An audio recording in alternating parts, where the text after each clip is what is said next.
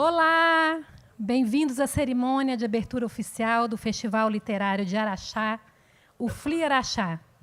Hoje, um dia especial, em que o nosso festival retorna à sua primeira casa, esse lindo patrimônio, a Fundação Cultural Calmon Barreto. Por meio de sua presidente, Cíntia Versosa, agradecemos a acolhida e a receptividade. Essa 12ª edição do FLI Araxá é viabilizada pelo patrocínio da CBMM, que apresenta o festival desde o seu início, do Itaú e Bem Brasil, via Lei Rouanet do Ministério da Cultura. O FLI Araxá tem o apoio cultural da Prefeitura de Araxá, da Fundação Cultural Calmon Barreto, da TV Integração, da Embaixada Francesa no Brasil, do Instituto Francês, do Festival da Palavra e da Academia Araxaense de Letras. Agradecemos pela bela apresentação do Congado Moçambique Rainha e das lideranças dos congados de Araxá, que abrilhantaram ainda mais essa noite.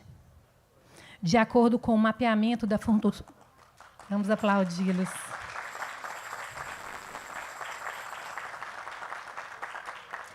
De acordo com o mapeamento da Fundação Cultural Calmon Barreto, Araxá conta com 6 grupos de congado e cerca de 30 FLIs de reis em atividade. O levantamento é feito para acompanhar esses bens patrimoniais e materiais araxaenses, junto ao Instituto Estadual do Patrimônio Histórico e Artístico, o IEFA, que visa a preservação de culturas populares do município. O Congado Moçambique Rainha, que conduziu a cerimônia de hoje, foi criado em 2002. Eu peço uma salva de palmas aos nossos congadeiros, e, em especial, ao senhor Plínio Jone, capitão do Moçambique Rainha.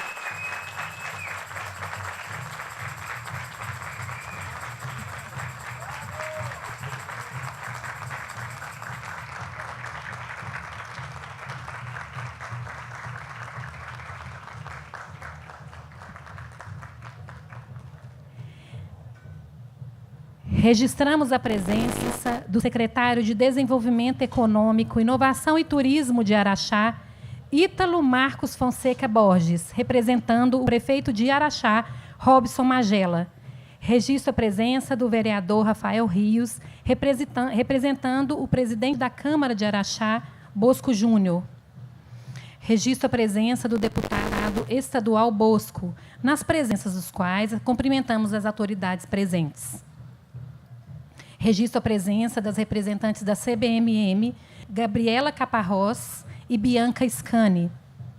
O Festival Literário de Araxá segue até domingo, dia 23 de junho, ocupando esse importante patrimônio histórico, recebendo atividades culturais acessíveis, inclusivas, antirracistas, éticas, educativas e em equilíbrio com a diversidade, economia criativa, raça, gênero e pessoas com deficiência. Essa edição reúne mais de 100 escritores e o tema que guiará os encontros e conversas com os autores é Memória, Literatura e Diversidade. O 12º FLI Araxá tem como autoras homenageadas Djamila Ribeiro e Bruna Lombardi e como convidada especial Conceição Evaristo. Temos como patronos Iraldo, que foi homenageado na primeira edição do FLI Araxá e já esteve aqui conosco, neste mesmo espaço. Temos como patrono local Paulo de Tarso dos Santos, escritor e advogado araxaense. A programação inclui 3 autoras internacionais, a cubana Teresa Cárdenas, a francesa Hannelore Caire, que já estão aqui conosco, e o autor português Afonso Cruz. A livraria Coração do Festival tem área de 440 metros. São cerca de 30 mil livros, sendo mais de 6 mil títulos à venda, incluindo obras de todos os autores que estão na programação. O festival traz ainda prêmio de redação e de desenho, lançamentos de livros, oficinas de grafite, dedoches, máscara africana, turbantes, fanzine e brincadeira de roda. 3 exposições estão à mostra no FLI Araxá. A exposição Retorno, com 3 obras infláveis desenvolvidas pelo artista Gia Tristão. A partir da identidade do evento, ele se inspirou na simbologia dos andikras ideogramas referentes a elementos da natureza, incluindo o mais conhecido, o Sankofa, que representa a força da memória e da ancestralidade. O termo Sankofa, que significa volte e pegue, está impresso nas obras e ensina o valor de aprender com o passado para construir o presente e o futuro. A obra pode ser vista em frente ao Auditório 1.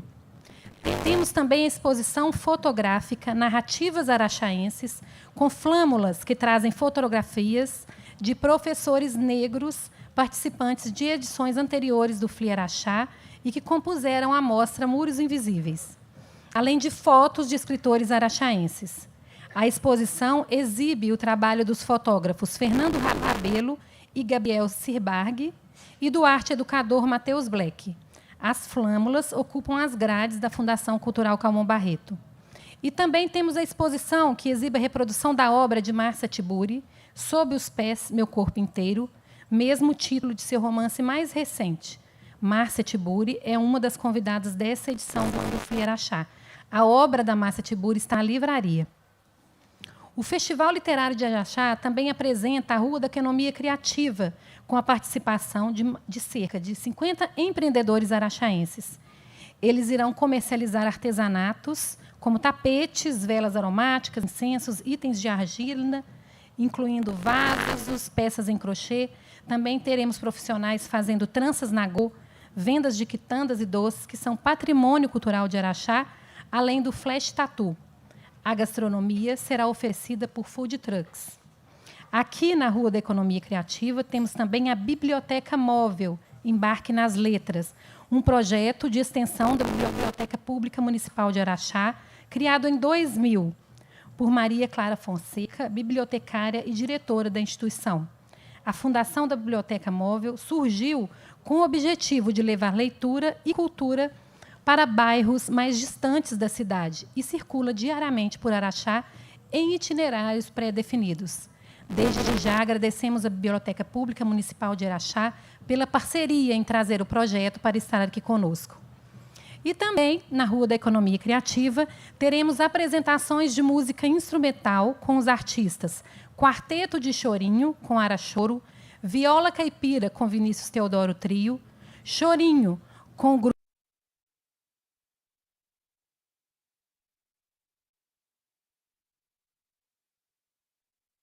gratuitas e abertas ao público. O FLI Araxá também é FI digital, ou seja, todas as mesas nacionais são transmitidas ao vivo pelo YouTube. E, neste ano, estreamos a transmissão em altíssima qualidade de imagens, em 4K. Eu registro a presença dos curadores dessa edição, os que eu já citei, Afonso Borges, Tom Farias, Sérgio Abranches, Léo Cunha, Rafael Nori, Luiz Humberto França e Carlos Vinícius Santos da Silva. Eu peço a todos que se levantem para receber o nosso aplauso.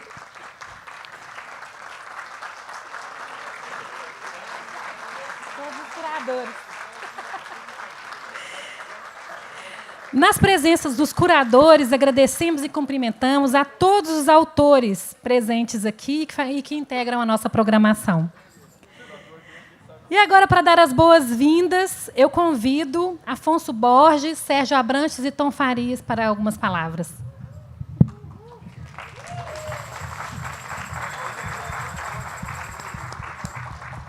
Muito boa noite a todos. Imensa alegria de dar início à 12ª edição do FLI Araxá. Em primeiro lugar, como nós somos visita, agradecer a Cíntia por ceder o espaço. Estamos no seu espaço. Tá? Peço licença. Muito obrigado. Agradeço a todos, a CBMM, que me acompanha já há 12 anos, mais que isso, antes no Sempre um Papo. Esse momento que a gente está aqui agora é, na verdade, a consagração desses 12 anos de trabalho. 12 anos que formaram crianças, jovens, estudantes que estão hoje passando na universidade. A gente tem a alegria de dizer que já formou uma geração de estudantes leitores. Muito obrigado, viu?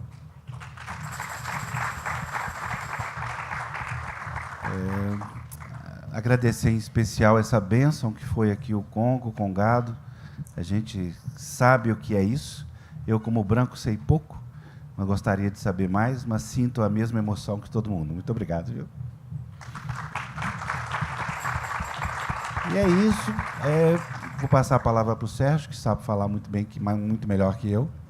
E agradecer em especial e de todo o coração aos autores, a essa gente maravilhosa que está aqui na primeira fila, mas que também está chegando, que também formam esse bando, que eu brinco que é um bando de pessoas do bem, que estão aí para contribuir, para melhorar o mundo um pouco, tornar esse país um país leitor. Muito obrigado a todos vocês.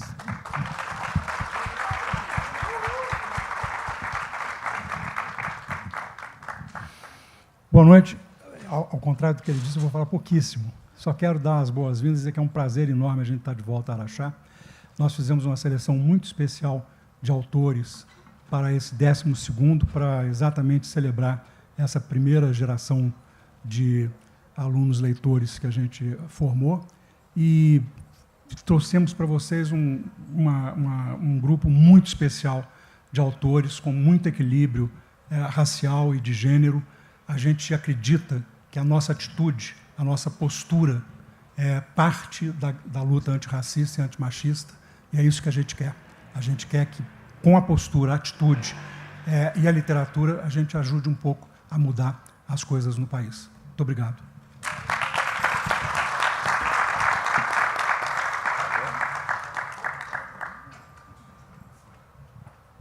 Eu vou para ali, que são 2 horas de fala, então...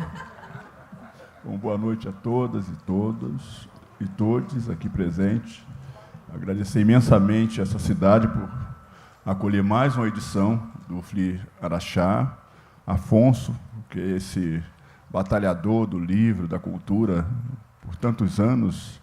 Estava brincando com ele agora mais cedo que a gente precisa fazer um filmezinho, né, e passar assim, como é que foram as 12 edições anteriores, quem passou, quem não passou.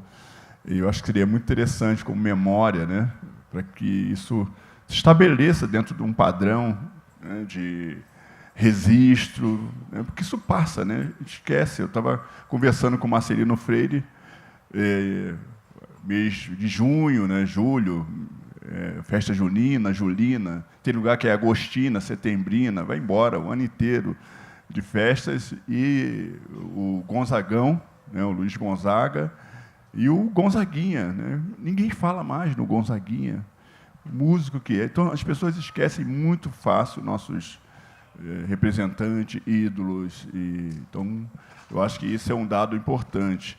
Eu acho que podia destacar nesse dado importante essa exposição maravilhosa, né, que são essas vozes negras, professoras e professores de Araxá, que estão aqui simbolizando, ou seja, formando gerações. O Afonso acabou de falar em formação de gerações, e nada mais importante na nossa vida que os professoras e os professores. Então, acho que é um destaque que cada vez mais se fortalece nos nossos eventos, né, que é a questão local. A gente não quer vir a uma cidade como Araxá, ou como qualquer outra cidade, e trazer o nosso saber, sabe, não pode ser nada de cima para baixo, tem que ser em comunhão, né? E isso vai fazer com que isso cresça de fato. Um dia, se a gente sair daqui, isso continua por outras mãos, por outras vozes, por outras pessoas, né?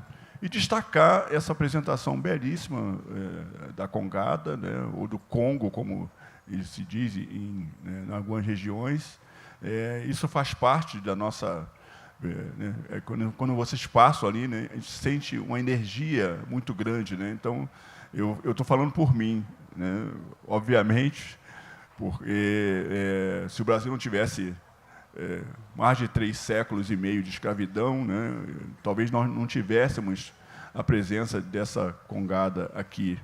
Mas eu queria destacar, eu acho que é importante, dentro da cultura popular local, Minas Gerais é um estado muito forte em Congada, não só nessa parte do Triângulo Mineiro, mas eu acho que em toda Minas Gerais, e o quanto é importante incentivar, trazer para um evento literário como este, também representações como a que vocês fizeram aqui. Eu acho que isso conecta muito com essa questão da nossa memória, com essa questão da nossa diversidade, com essa ancestralidade que a gente busca tanto, né? Esses símbolos adinkras que vocês estão vendo, né? Aqui é uma linguagem, uma forma de comunicação.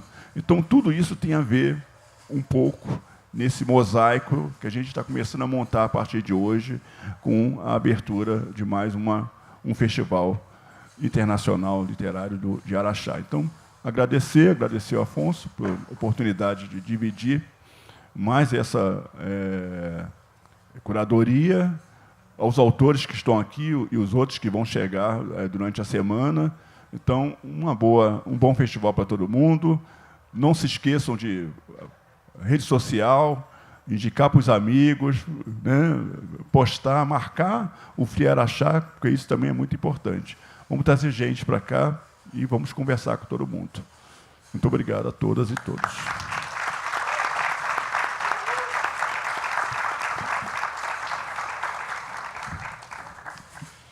Agradecemos a presença de todos e convidamos vocês para seguirem conosco aqui para os debates de hoje, que começam agora.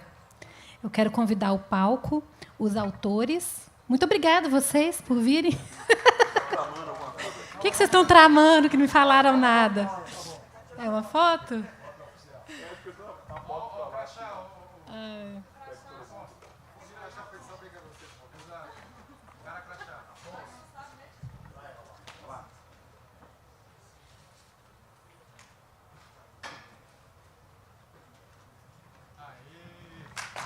Pronto!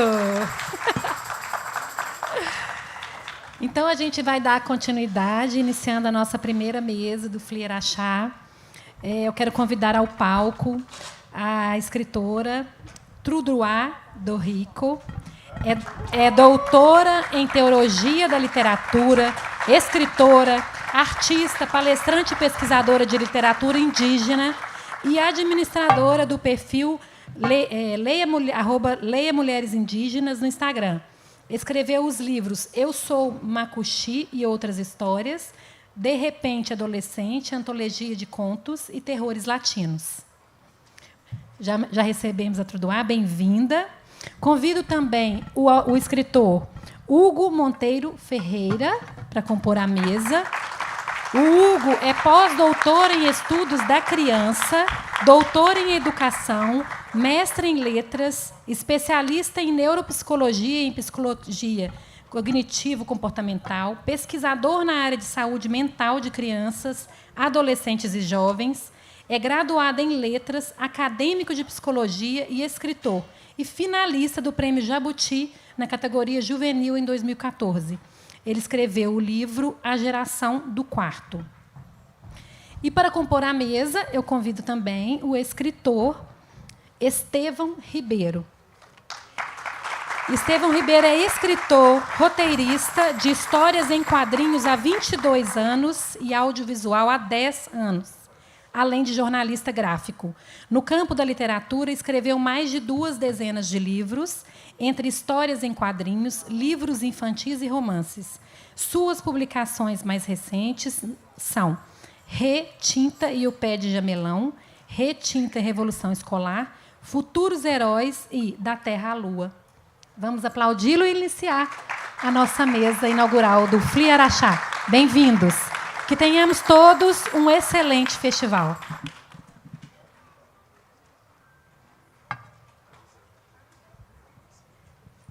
Boa noite a todos e todas. Meu nome é Estevão Ribeiro. Eu sou um homem negro de 1,88 m de altura.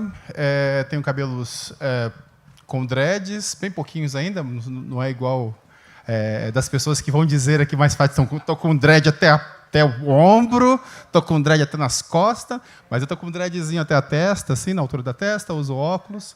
Sou um homem gordo, então, olha só, alopecifóbico, né? Falando dos carecas aqui, tem os carecas reclamando aqui. Eu visto hoje é quarta-feira, dia de Xangô, então eu estou vestindo uma echarpe vermelha e uma roupa branca em homenagem ao meu orixá. E eu estou aqui não como mediador, mas como eu sou a pessoa mais amostrada, eu vou ser a pessoa que vou tentar provocar um pouquinho essas duas pessoas maravilhosas. Então, assim, eu quero começar lendo um texto que vai virar um livro infantil em breve, para a gente começar essa conversa, e eu acredito que tem muito a ver com o que a gente pode trabalhar assim, nesse tempo. O nome do texto é Menino, que fome é essa? Menino, que fome é essa? Né? Um dia eu encontrei um menino e ele me parecia familiar. Alguém que eu conhecia, porém pequenino. Era estranho o seu olhar. Nos seus olhos parei um momento e vi algo que nunca esquecerei. Era fome, aquele sentimento. Mas não fome qualquer, por isso eu perguntei. Menino, que fome é essa? Ele pareceu não ter entendido. Ou, para responder, não tinha pressa. Fez dos dedos óculos e fez chegar ao meu ouvido.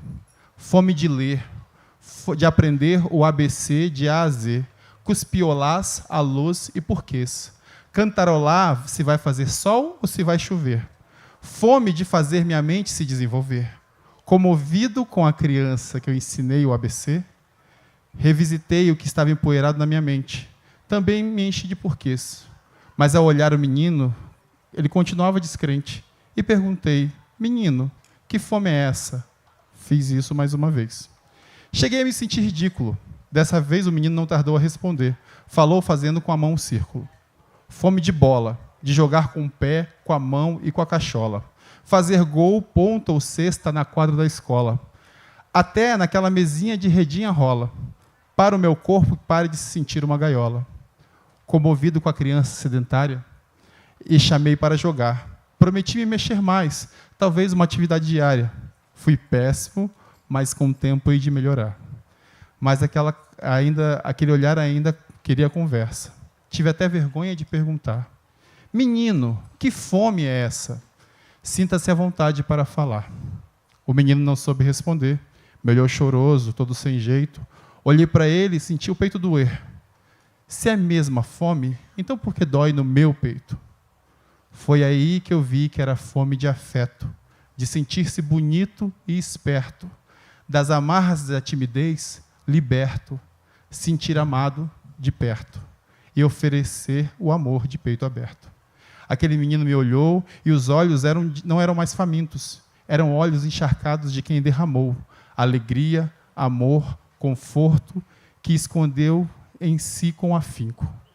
Devolvi o mesmo olhar que me veio, senti a alegria de me tomar, e aquele menino no espelho sumiu. Mas tem hora para voltar. Quando a fome de novo bater, ele virá me lembrar do principal.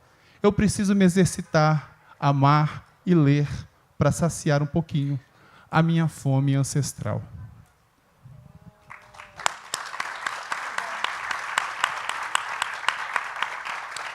A gente está falando dessas fomes que a gente tem, que a gente não sabe como expressar e que às vezes a gente guarda e que a gente descobre mais velho. Eu gostaria de saber de você, tanto de você que trabalha com a infância, como a gente trabalha a coisa de fazer com que as crianças e com os jovens sejam saciadas no momento certo da vida.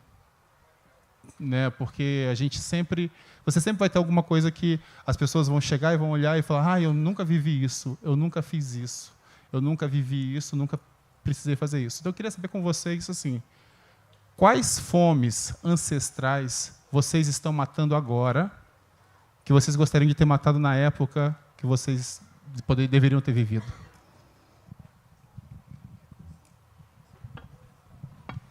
Boa noite. Boa noite a todas, todos, todes. Eu sou uma mulher indígena.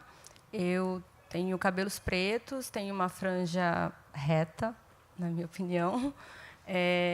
Uma pele que eu também ainda não sei definir, talvez amarela, parda, não sei exatamente. Tenho nariz largos, eu tenho bochechas largas, que inclusive é uma característica macuxita, gente.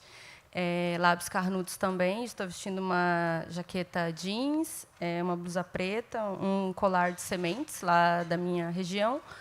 Esqueci de falar que estou usando uma tiara vermelha também. e uma calça rosa. Minha primeira vez usando uma calça rosa e eu uso aparelho. E eu tenho 33 anos usando aparelho, mas é isso aí também, né? Acontece.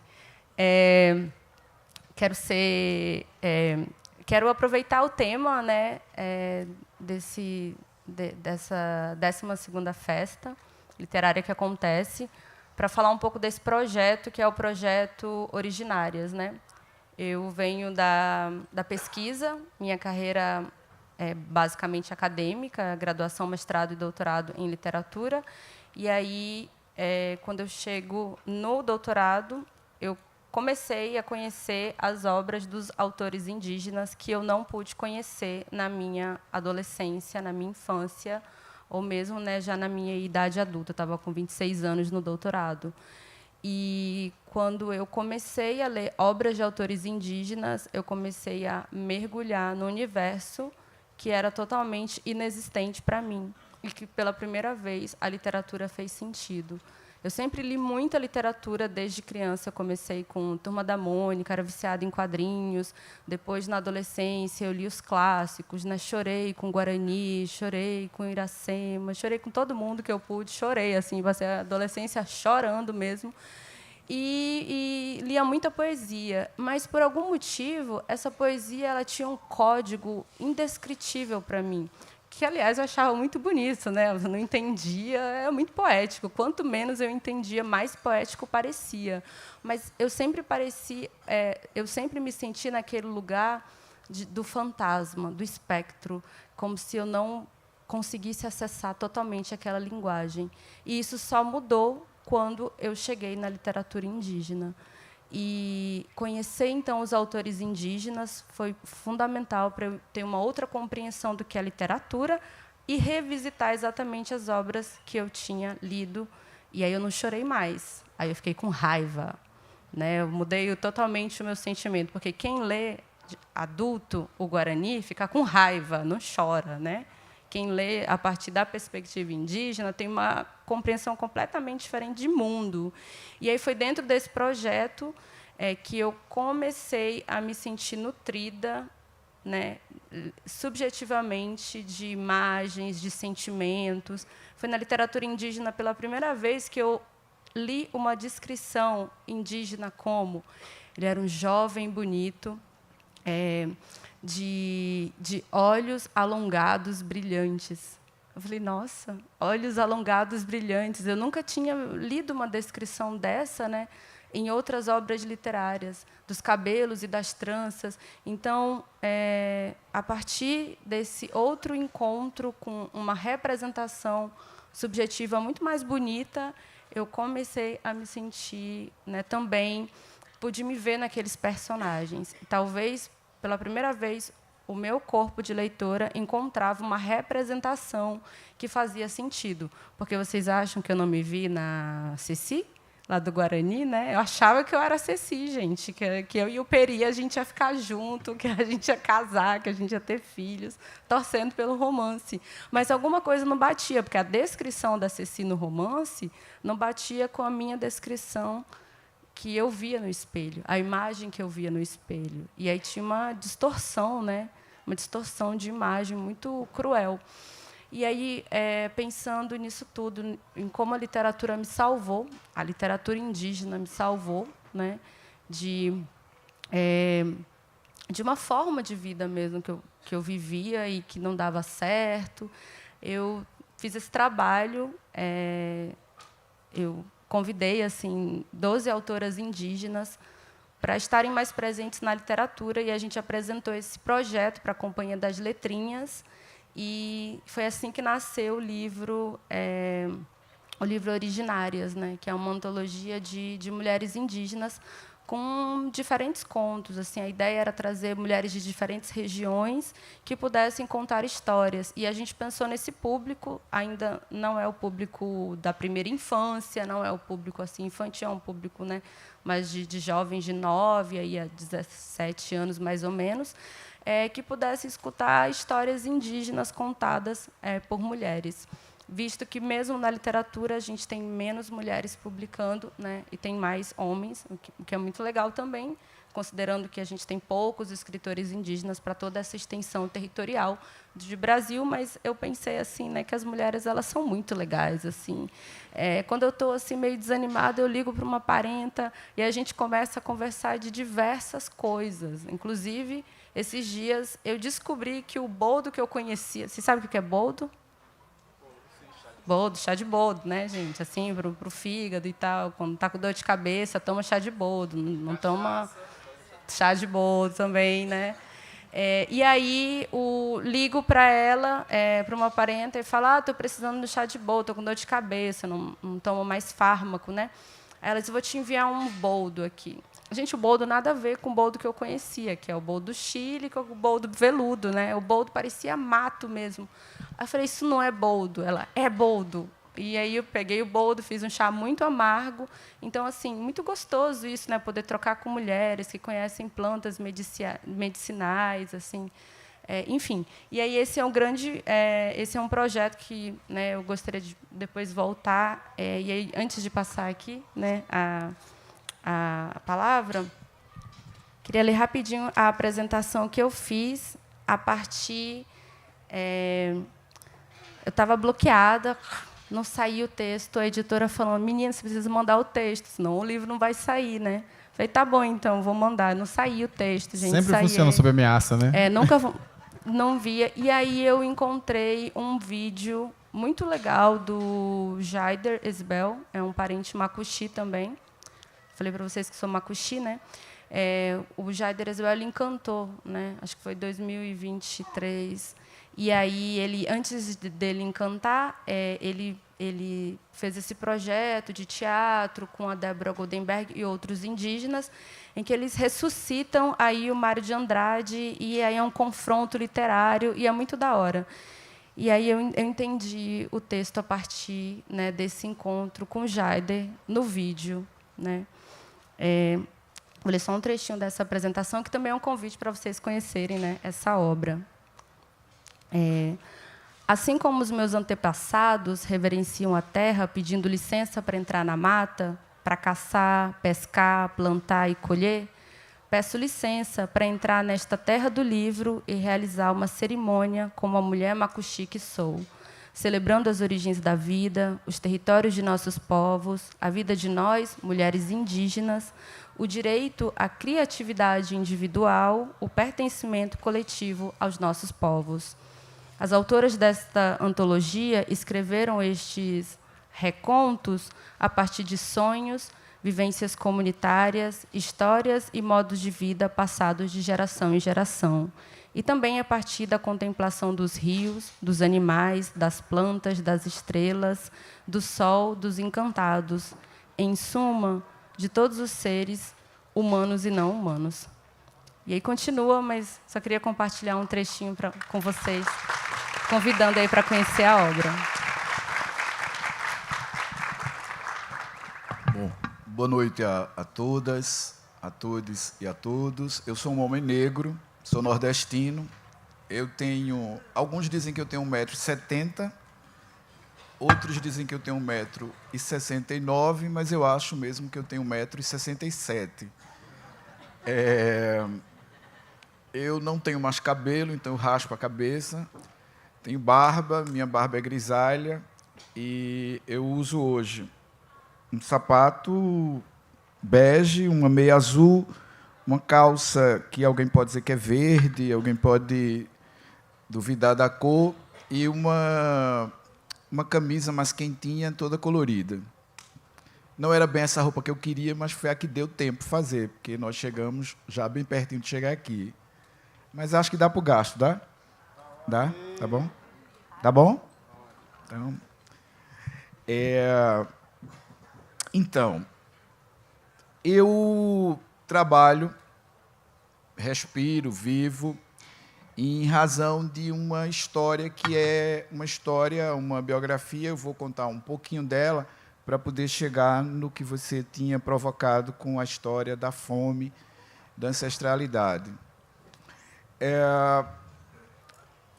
Meu pai negro, minha mãe branca. Dentro da minha casa, nós não tínhamos uma lucidez identitária. eu era tido como moreno claro, não me reconhecia como negro.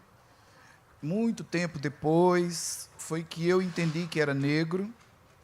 Estudava numa escola, uma escola pública do estado de Pernambuco. Eu sou paraibano de nascença, eu nasci em Campina Grande. Inclusive, eu havia dito para Afonso que vim para cá porque eu não podia dizer não para ele. Mas no Nordeste, nesse período, é São João puro. Gente, olha a moral do Afonso, hein? Olha a moral. Dispensar um São João. Afonso tem. São João para vir para cá. Também tá ótima a festa, gente. Mas é São João. E aí eu gente. disse a ele, Afonso, eu fico até o dia 21. Ele disse, mas tem que ficar até o dia 23, Hugo. Eu digo, não. Até o dia 21, porque dia 22 eu vou para Campina Grande. Que é forró. Quem é nordestino aqui? Tem nordestino aqui, eu acho que. Vai ter forró mais tarde, então, maravilha. Mas então, estudava na escola pública, estado de Pernambuco, cidade do Recife, e eu era um menino que brincava de tudo. Então, aquelas brincadeiras que diziam, não, essa brincadeira é só para menino, não, eu brincava também de brincadeira de meninas. E isso foi muito tranquilo para mim, até o 4º ano do chamado ensino fundamental, que hoje é o 5º ano. Quando eu entrei no 6º ano, eu comecei a ver que aquela alegria que eu tinha na escola, que aquilo que para mim era fonte de vida, se tornou fonte de dor, porque eu passei a ser perseguido na escola exatamente pela maneira como eu me expressava, pela maneira como eu era, pela maneira como eu falava, pela maneira como eu me sentia. E era muito complicado, porque era uma perseguição que me levava para um canto de muito medo. Eu não tinha com quem falar em casa, eu não conseguia falar na escola, porque os adultos que me rodeavam não entendiam muito bem o que se passava comigo, e quem me perseguia era exatamente a galera que me acompanhava, ou seja, era a turma que estava comigo em sala. Mas perseguia de um jeito tal que eu não sabia lidar com aquilo.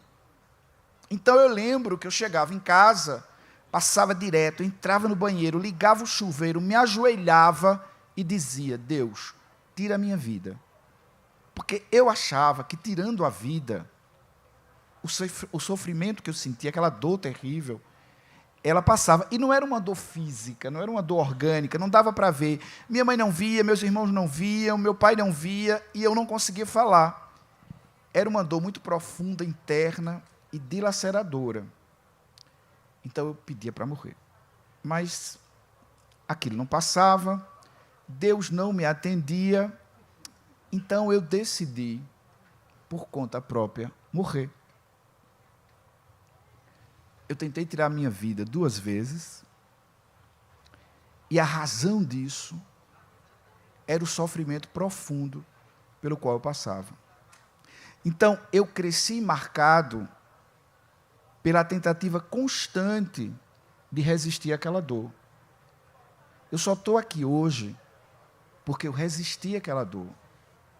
Mas quando você resiste a uma dor dessa ordem, ela fica em você tomada. Ela não vai embora, nem se esvai completamente. Ela olha para você de quase sempre, ela fala com você de quase sempre. Então eu fui crescendo, estudando, me tornando um acadêmico, procurando cada vez mais entender como é que aquilo se dava, e os caminhos foram me levando. Eu produzi literatura de ficção para criança, depois eu produzi artigo científico, depois eu comecei a perceber que eu precisava, de alguma maneira, tornar aquilo algo que protegesse as crianças e os adolescentes, e que protegesse daquilo que eu tinha passado.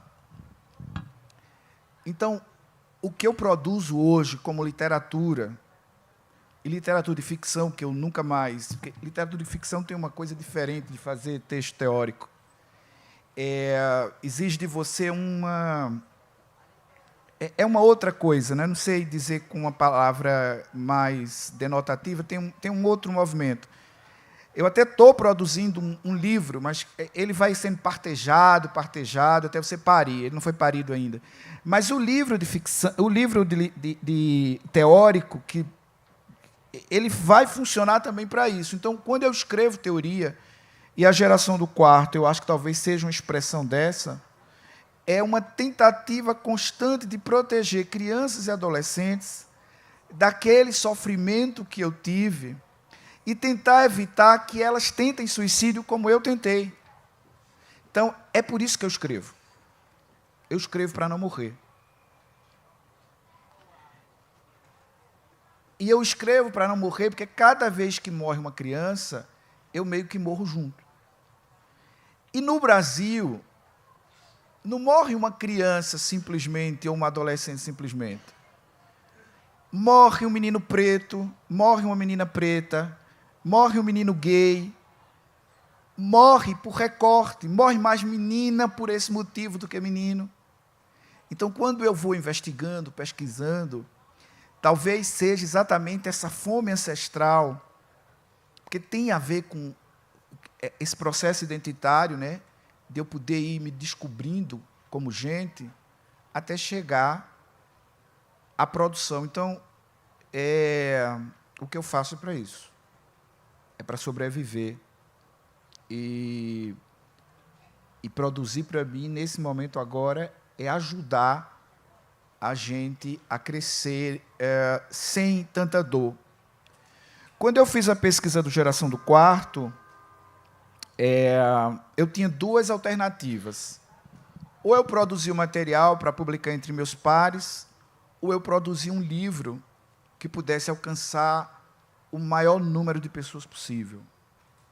Eu escolhi essa segunda opção.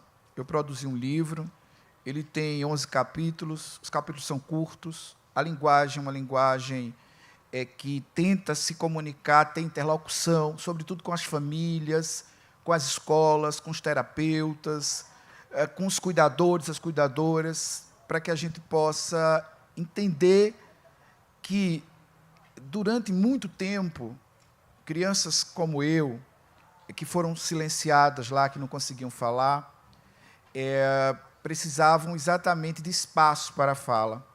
Isso depende muito de nós, adultos. Quer dizer, depende muito da gente que é grande, poder facultar esse espaço. Então, é essa fome que eu tento saciar cotidianamente, todos os dias, todos os tempos, de um modo tal que ela me leva para vários lugares. Ela me leva para escrever, ela me leva para fazer palestra, ela me leva para orientar dissertação de mestrado, tese de doutorado, e ela agora me levou para um lugar que ainda é um lugar também bastante desafiador. Na minha universidade, eu sou professor da Universidade Federal Rural de Pernambuco, nós criamos um instituto chamado Instituto Menino Miguel. Esse instituto, eu sou diretor atual do instituto, e o instituto ele tem o nome de Miguel em homenagem a Miguel Otávio. Miguel Otávio foi uma criança abandonada no elevador aos 5 anos de idade. Em razão disso, caiu de uma altura muito grande e não sobreviveu. A mãe de Miguel Otávio, Mirtes Renata, era empregada doméstica, trabalhava como empregada doméstica durante a Covid, quando o trabalho não era essencial, e Miguel foi abandonado pela patroa de Mirtes. O Instituto Menino Miguel, que eu hoje sou diretor, ele também, de alguma maneira, vai tentar, nessa minha trajetória, procurar saciar esse campo, que é o campo de como é que a gente chega para poder contar as coisas. Viu, Estevão? Sim. Está aí no... Estou procurando aqui uma coisa. O Instituto Menino Miguel? Não, estou procurando outra coisa. O nome da mãe... Mirtes Renata. Não, mas não é da Mirtes Renata. Porque você falou do nome... Você falou o nome do Miguel, falou o nome da... Sari Corte Real. Então, a gente tem que falar o nome da assassina. Sari Corte Real. A Sari tem que falar. Foi condenada a 8 anos e 6 meses de cadeia, mas responde processo em liberdade. Então, de alguma maneira, estar lá no Instituto também é um pouco disso. Certo?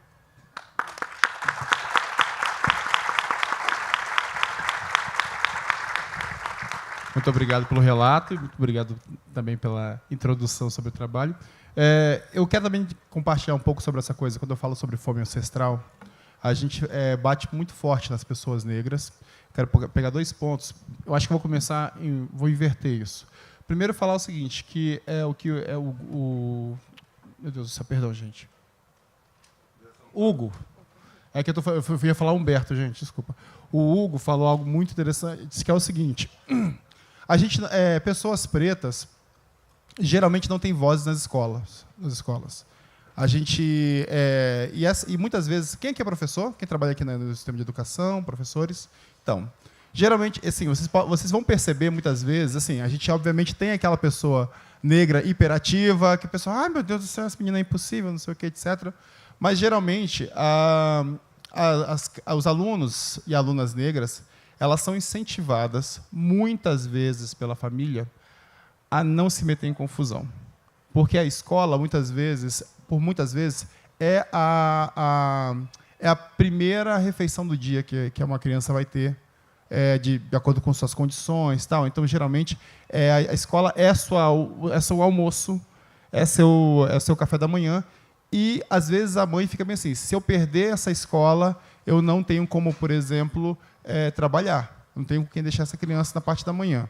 E aí, o que acontece? Geralmente, a família, com medo de perder uma vaga, de ter problemas, e ter que faltar um trabalho para ir para a escola, fala, você não faz nada, você não pergunta nada, você não briga nada, você não vai dar trabalho na escola. Enquanto isso, nós temos crianças brancas que falam, que a família fala bem assim, vai que o mundo é teu. Então a criança vai perguntar, a criança vai ser espirituosa, a criança vai fazer piada, ela vai ser incentivada, muitas vezes, ao pai, a falar sobre tudo, porque ela vai entender que que o espaço de escola é dela. É dela.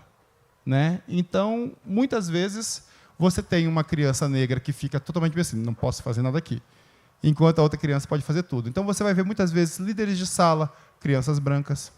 Você vai ver o melhor da sala, uma criança branca. As crianças que vão ganhar bolsas são crianças brancas, porque elas se destacam mais, porque elas têm a autoconfiança trabalhada em casa.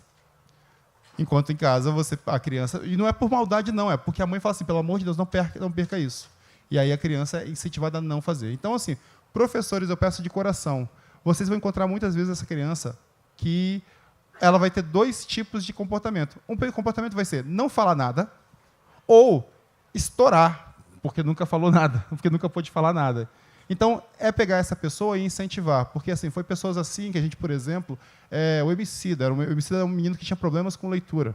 Ele não conseguia ler textos, tal, assim. O moleque se escondia no bueiro para poder fugir da escola. Aí chega uma professora, bota ele e fala assim, você não gosta disso? Então vamos fazer com quadrinhos.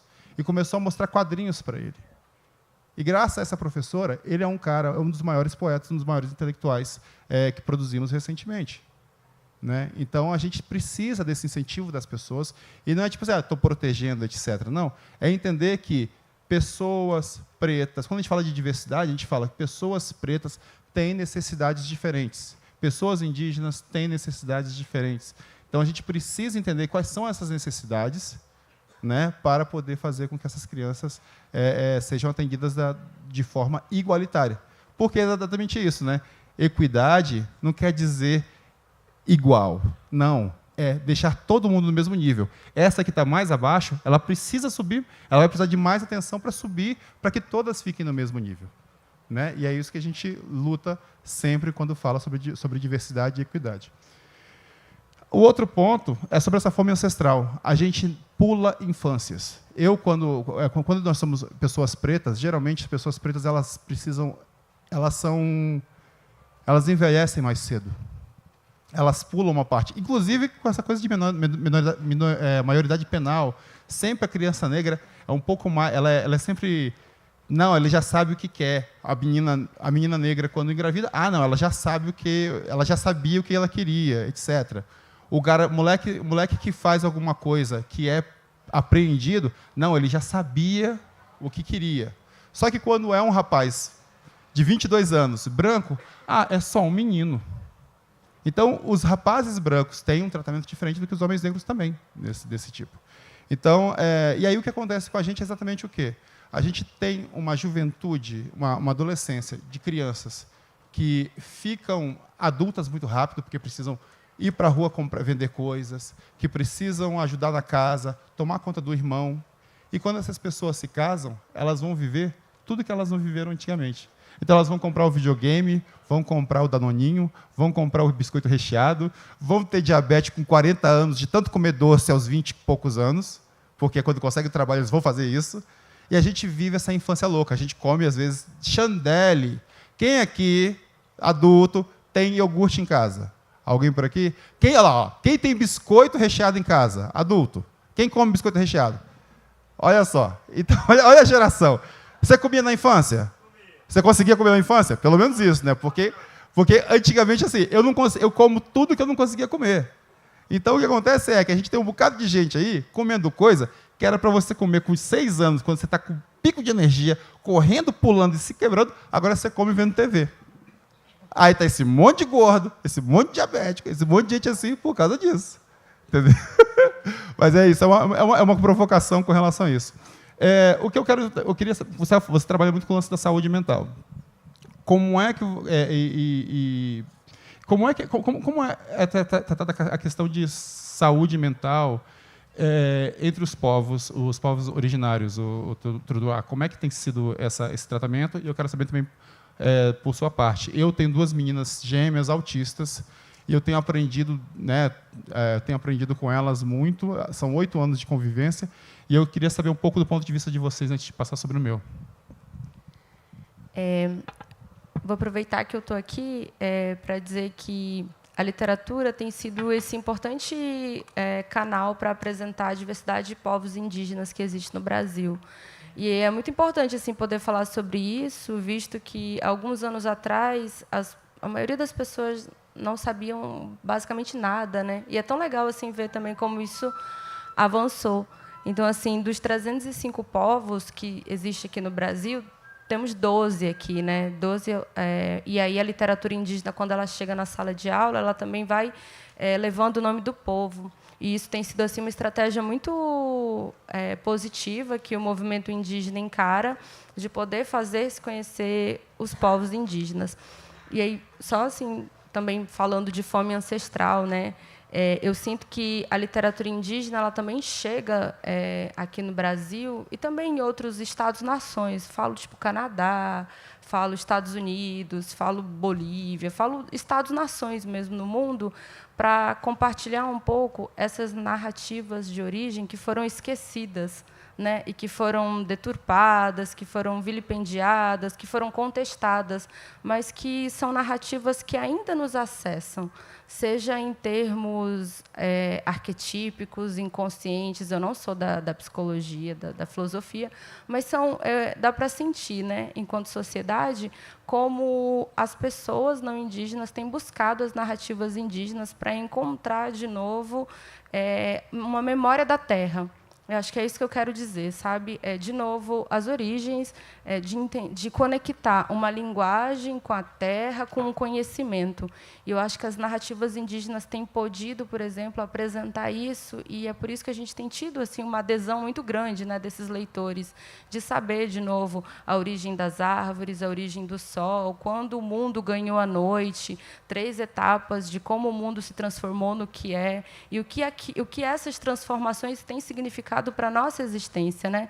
A gente veio conversando no carro de como a floresta, na ciência moderna, ela vai apagando os sentidos da floresta e dessas subjetividades, e, inclusive, vai humanizando elas, né? Quem que não conhece a fábula da cigarra e da formiga, né? Que a formiga trabalhadora e a cigarra, né? A artista que canta lá está sempre sofrendo. E aí a gente está transferindo, né, caracteres humanos a essa fábula, a essa narrativa, quando são 2 existências que se complementam, né, que coexistem, que fazem parte aí de outras subjetividades que não é essa, né? Não é verdade que a floresta julga com os mesmos padrões a sua existência a partir do humano, o humano que faz isso. E aí tem sido muito importante rever essas narrativas e conhecer também outras narrativas, né? E essas narrativas das origens, elas têm sido assim, eu acho que um alimento também para nutrir não só indígenas, porque, né, a gente é uma comunidade muito diversa no Brasil, 305 povos. Eu não conheço todos os povos indígenas, né? Então, vou viajando, vou conhecendo os povos, vou conhecendo suas narrativas, a diversidade cultural, diversidade alimentar, diversidade, né? Toda uma diversidade assim, que é muito diferente da minha, que estou lá no norte do Brasil, comendo muita pimenta. Tipo, aqui para Minas Gerais, aqui rola, né, uma pimenta. Dá bem. Mas, assim, lá para o sul não rola. Eles têm a pimenta biquinho. O que faz com a pimenta biquinho, gente? Nada, nada. Assim, nem se amassar muito, nada, sabe? Mas isso aí é uma diversidade alimentar, uma diversidade cultural. Carrego a minha pimenta desidratada quando eu viajo para o sul agora. Aprendi a lição. Mas, desses 305, é legal também que outros povos indígenas começam a conhecer as narrativas, né, da gente lá do norte e vice-versa. E aí o Brasil também, né, vem conhecendo essas narrativas e compreendendo que a lógica da subjetividade, que é representada na literatura, ela precisa também mudar o seu cenário de diversidade. Porque, enquanto ela se manteve monocultural, a gente foi aprendendo, a gente foi conduzido a um comportamento muito individual, muito, né, muito egocêntrico, muito egoísta e muito infeliz, porque falta, né? E aí, de novo, assim, né, acabei me recordando assim dessa importância dessa nutrição a partir da própria literatura.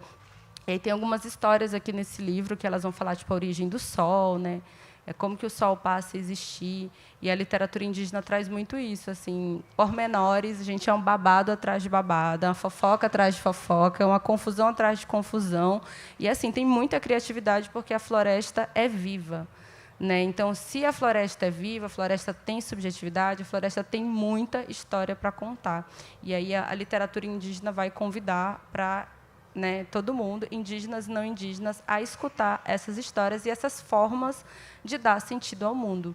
E sobre o suicídio, todo mundo sabe que, não sei se todo mundo sabe, mas é um dado, o suicídio na população indígena é 3 vezes maior que a média nacional, né? Então, é um dado muito alarmante, é um dado muito gritante e é um dado muito desesperador também. E uma das estratégias que a gente percebe em diferentes povos, né, não estou dizendo em todos, em diferentes povos, tem sido o silenciamento dos mais velhos aos mais jovens, de não entrar, muitas vezes, no próprio embate, que é para não lidar com situações assim tão angustiantes, né? Então, o silêncio tem sido assim esse espírito que nos acompanha para a gente sobreviver aí ao longo de 5 séculos. Alguém poderia dizer, mas não teve enfrentamento? A gente sempre esteve na resistência, mas como a gente poderia, né, anunciar, reivindicar direitos políticos e tão essenciais diante de toda uma estrutura, seja constitucional, militar, educativa, né, cultural, que estava dizendo exatamente que estava pregando o contrário à nossa existência. E aí você vê os mais velhos, né, e pode falar uma ofensa imensa, ele não vai retrucar. Então, essa voz, inclusive essa presença de uma mulher indígena aqui nesse palco, nessa abertura, é uma novidade, né? E ela está furando bolhas, ela está se fazendo cada vez mais presente para anunciar questões de demandas políticas, literárias, culturais, nacionais e tudo mais, mas isso é um evento recente. Fico feliz de fazer parte, né, desse evento, fico muito feliz assim, pela confiança do Sérgio, do Afonso, do Tom, de me convidar. Estou na minha 2ª edição do Fliaraxá.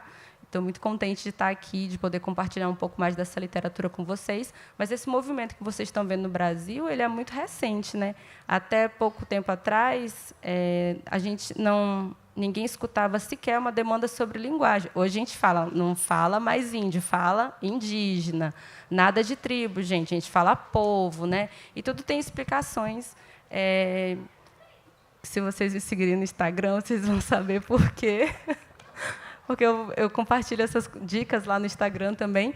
Mas essa reivindicação, vocês viram, mudou o Dia do Índio para Dia dos Povos Indígenas, mudou a Fundação Nacional do Índio, que era a FUNAI, para a Fundação Nacional dos Povos Indígenas, o Museu do Índio para o Museu dos Povos Indígenas. Essa demanda é uma reivindicação da teoria, da literatura, dos intelectuais que chegaram na universidade, dos professores que disseram: a gente quer mais respeito, né? E a gente quer realocar esse conjunto de sentidos que nos homogeneizava e buscava aí a nossa racialização também. Mas, nesse debate étnico-racial, a gente também está chegando agora, né? E isso tem muito a ver com a própria academia. A academia, a antropologia estuda etnicidades, a sociologia estuda racialidades, né? Então, a antropologia tem uma linguagem para se referir a povos indígenas, e aí esse é um debate que a gente precisa cada vez mais, né, unir para mostrar esse grande projeto que foi a tentativa de apagamento e a racialização dos povos indígenas, e aí que é um projeto que a gente vem lutando aí há 5 séculos. Mas, basicamente, era isso assim que eu queria compartilhar com vocês, como a gente lida com o suicídio. De novo, existem rituais, existem banhos de ervas, existem projetos de cuidado aos jovens e às crianças, especialmente aos jovens, assim, que estão muito machucados, né? E machucados mesmo dessa angústia, desse silêncio. E aí eu vejo assim muitas estratégias, mas essa estratégia contemporânea da literatura, do não pode beber, ou tu vai morrer aqui, peraí. Aqui, ó. Que o copo está trincado. Pronto. Ai, meu Deus, salvei alguém hoje.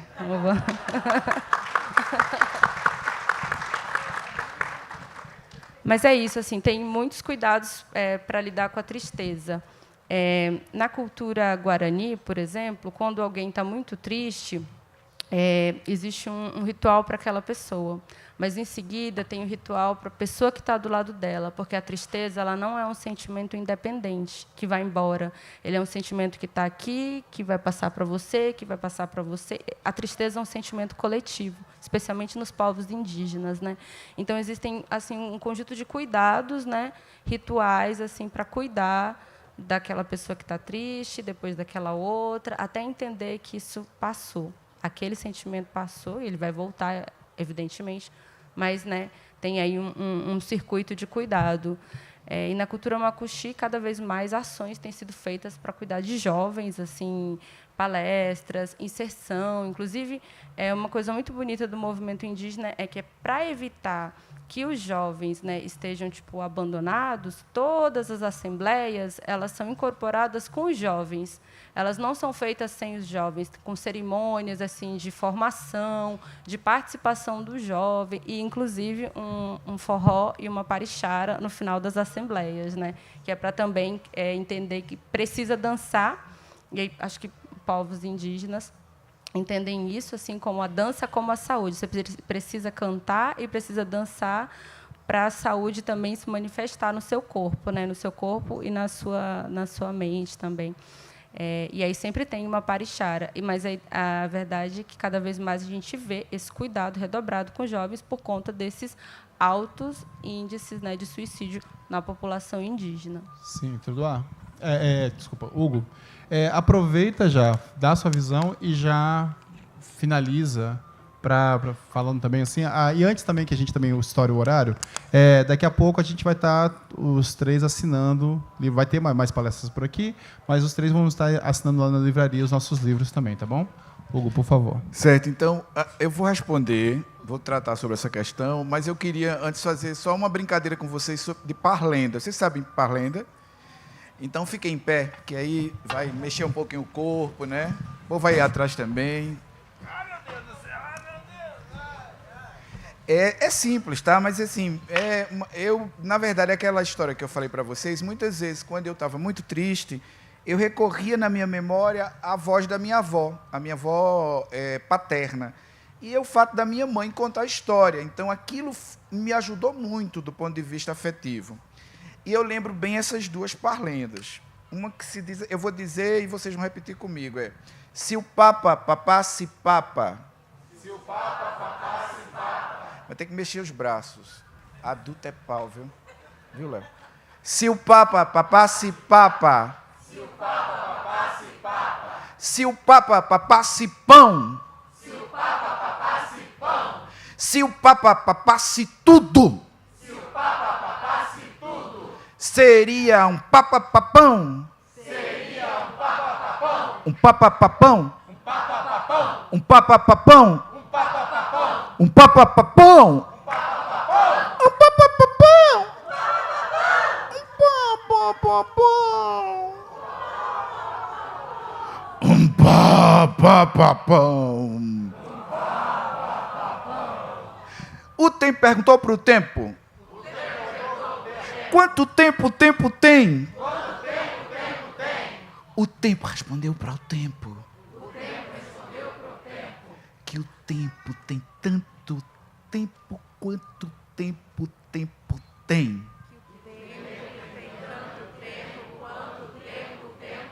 O tempo perguntou para o tempo quanto tempo o tempo tem. O tempo respondeu para o tempo que o tempo tem tanto tempo quanto tempo tem.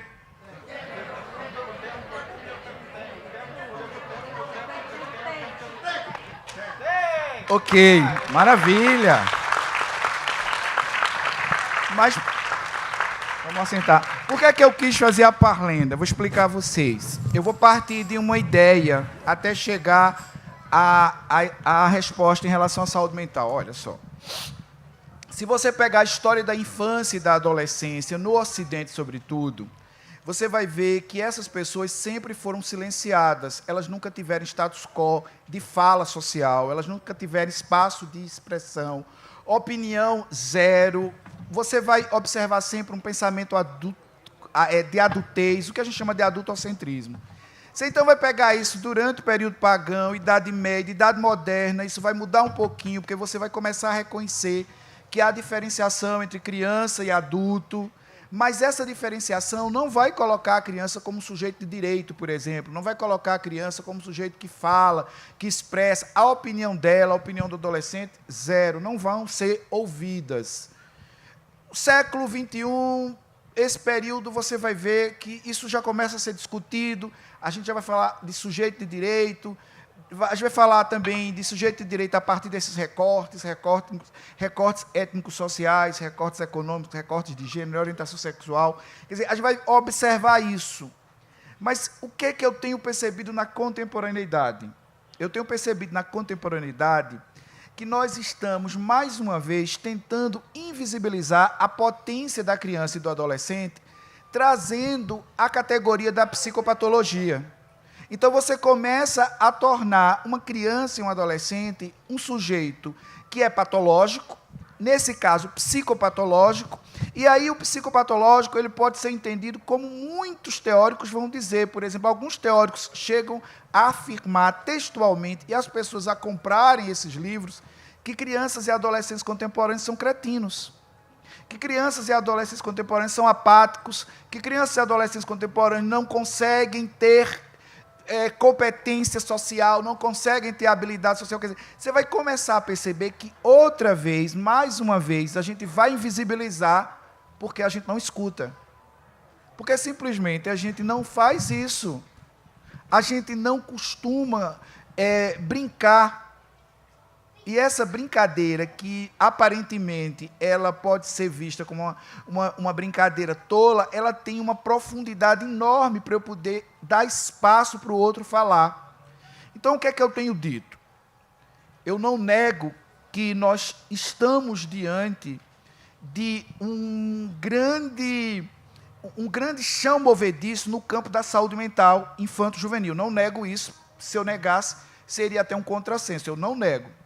Mas eu acho que a gente precisa observar a potência desse pessoal. Você precisa observar que esse mesmo pessoal que tem vulnerabilidade mental é um pessoal de potência criativa. Você percebe nas meninas uma consciência de gênero, uma consciência de cidadania. Os adolescentes atrelados às causas políticas, às causas ecológicas, o enfrentamento às questões raciais, você começa a perceber que vem desse público, e é um público também que furou bolha. Você é uma pessoa que furou bolha. Nesse movimento, termina repercutindo nos jovens, nos adultos, que são jovens também. Então, você vai ver, são pessoas que têm menos pudor de falar da sua dor. Então, não é que nós estejamos diante do caos, como se tenta vender. É porque a gente precisa entender como é que se dá o fenômeno no momento. Mas eu só posso entender como é que se dá o fenômeno no momento se eu quiser prestar atenção.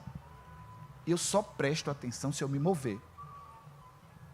E, sinceramente, eu acho que nós adultos temos tido muito pouco interesse de mobilidade nesse caso. Então, é melhor patologizar. Você tem TDAH, você tem TEA, você tem depressão, você tem síndrome do pânico, você tem transtorno de ansiedade generalizada, e aí você fica visto por uma parte, e sua potência completamente diminuída. Então, isso é um jogo perigoso, no meu entendimento, que precisa ser enfrentado, e, obviamente, precisa ser enfrentado a partir de uma perspectiva de quem estuda, de quem investiga, de quem discute, e de quem quer falar sobre isso, porque você pode falar sobre isso e as pessoas simplesmente dizerem que você quer negar o fato. Eu não nego. Nós estamos atravessando um momento bastante delicado, sobretudo depois do advento das redes sociais digitais. Mas a gente não pode diminuir uma pessoa a uma patologia. Seria um contrassenso.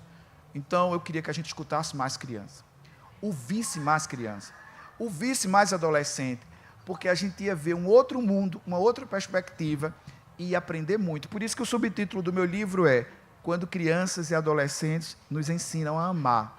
Porque eu acho que eles estão puxando a nossa orelha, dando uma advertência muito grande, dizendo, a tua parada não pega mais. Tu tem que sentar para me ouvir. Ou senta para me ouvir, ou a gente não vai conseguir se entender. Então, é isso que eu penso. É já para encerrar? É para encerrar, né? Olha, queria agradecer que você salvou minha vida, Trudoá também, né? Ai, estou muito contente. Obrigada. Maravilha. Um beijo para vocês no coração, tá certo? Trudoá, rapidamente, consideração final. E a gente, para finalizar. Eu sou a pessoa mais prolixa do mundo, gente. Meu Deus, assim, queria... Vai ter outra mesa, né, Sérgio? Ai, gente, muito obrigada pela escuta, pela atenção. Eu quero convidar todo mundo aqui a conhecer mais a literatura indígena e os projetos que a literatura indígena enseja também, né? Acho que a literatura indígena vem muita coisa legal, que são projetos de renomeação, projetos de diversidade, projetos de... Isso que você falou foi super legal também, projetos ecológicos, né, que estão aí na própria essência das existências indígenas. E esses projetos contemporâneos, assim, da literatura, poder trazer, né, para esse espaço urbano, para os festivais, mais os corpos indígenas. Às vezes é preciso ter um corpo aqui sentado para que o outro se veja nele e diga, tem um impacto, vai ter alguma coisa, sentir. Ele precisa ver um corpo indígena para sentir alguma coisa e aí mudar a vida. Né? E isso eu falo assim de parentes, também falo de não indígenas. E esse corpo ele tem um símbolo muito, muito grande aqui. Então, muito obrigada assim, pelo convite, muito feliz de estar aqui com vocês de novo. Ansiosa para provar o doce de leite com meu pão de queijo também. Então, muito feliz, né, de voltar a Araxá, gente. Obrigada. Boa noite.